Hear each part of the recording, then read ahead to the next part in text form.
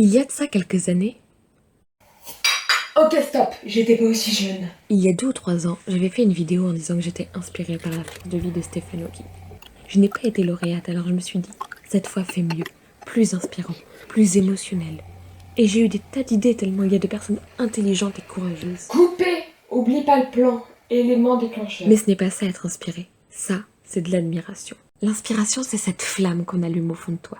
Pas celle qui te dit n'abandonne pas ton rêve, mais plutôt celle qui te dit c'est ça ton rêve.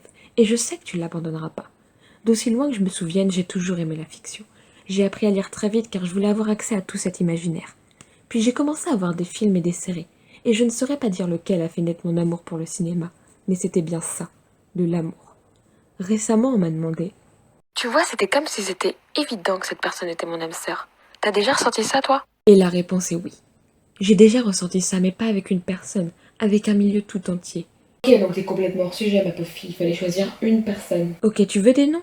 Alors je me rappelle de la première fois que j'ai vu un film de Christopher Nolan et des frères Russo, et que je me suis dit, c'est ça que je veux faire.